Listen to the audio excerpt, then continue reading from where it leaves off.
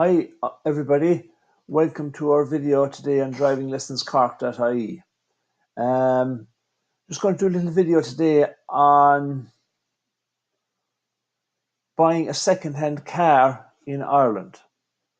I've had a couple of clients there recently who were about to buy a car and they just wanted a little bit of information on buying a second-hand car in Ireland.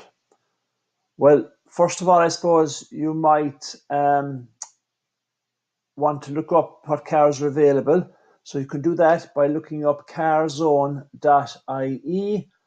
or also another good site to look up would be carsireland.ie, and another site again would be cbg.ie.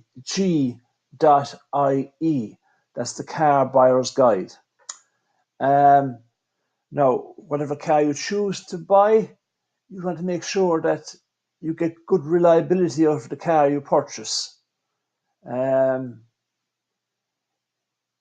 Possibly such brands as Toyota, Honda, Kia, Hyundai, Mazda, possibly. They probably give maybe good reliability. Other brands you may consider as well. You might like other brands, but they're possibly maybe the better brands at the moment for reliability.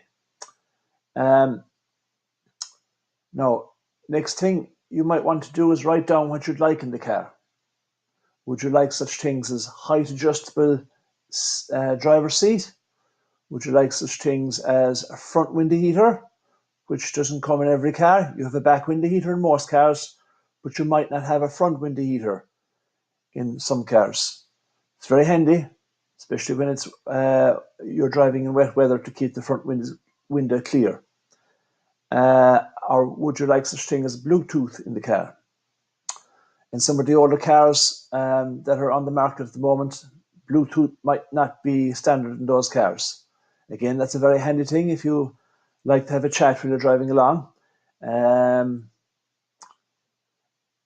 next thing then you'd want to consider is the insurance on the car. In Ireland today, a lot of insurance companies will not insure cars that are over 10 years old. So if you have chosen a car that you'd like to buy, hopefully it's not too old, but do ring around to the insurance companies to see will they insure your car. If you buy a 9-year-old car, when it becomes 10-year-old in a year's time, the insurance company you get insurance with this year might refuse your cover next year. And there might be too many other companies who would insure you in that car at that time in a year's time. So check with insurance companies to see what the story is before you purchase. That's a good tip now, folks, okay? The next thing then, when you buy a car, you want to make sure that you're getting warranty on it if you can. Again, with the older cars, some garages might not be willing to give too much warranty. So that's something you might want to consider.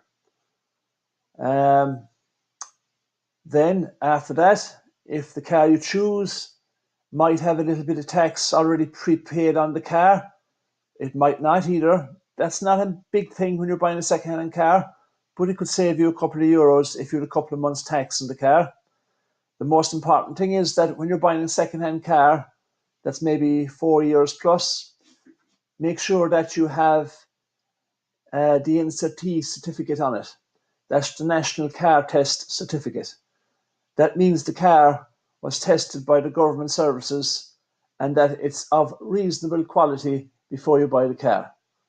It's not a good thing to buy a car without the NCT on it, unless you trust the person you're buying the car off of. I bought cars in dealerships there recently, the last couple of years, we'll say, and the last car I bought, there was a water leak in it through the sunroof, and the car before that, it was sold to me with no engine oil in the car. So check the car out as best you can before you purchase. Make sure you have a good NCT on the car. And then you might also want to consider what mileage is on the car. If it is high mileage, or has it low mileage? You might be happy out with a car with high mileage once it's in good nick, has DNC on it, but just another thing for you to consider. And folks, if you're buying a car with the intention of getting it adapted with special adaptations for you to be able to drive it, before you purchase the car also, as well as ringing up the insurance company to check will they insure it, before you buy the car with the intention of adapting it, you're better off to ring the adaptation company that's going to be doing the adapting work on the car for you, because they will inform you as to whether they can do that actual adaptation work on that particular car that you're buying. You might buy one model of one car from one particular year, but if that model was updated a couple of years later, they may not be able to do the adaptations on the model that you're buying, but the updated model, they might be able to do it on, or vice versa, because electronics in cars get so detailed nowadays. The more recent version of that car, they may not be able to adapt, but they might be able to adapt the older version of that car. So do ring up the adaptation company if you're intended on buying a second-hand car with the intention of adapting it, or for that matter, any car. If you're buying any car, ring up the adaptation company before you purchase, if you're adapting the car, to see can they adapt the car for you. That's about it, folks. So hopefully that little video now will be of help to you. If you have any questions or comments, please do comment below in the description area of this video, and we'll try to get back to you as soon as we can. If you like the video, please do click the like button and subscribe to our channel, because we like to have people subscribe to our channel. Generally, we like to help people along with their driving as best we can. So folks, for the moment, that's it. Thanks very much for looking at the video. Bye for now.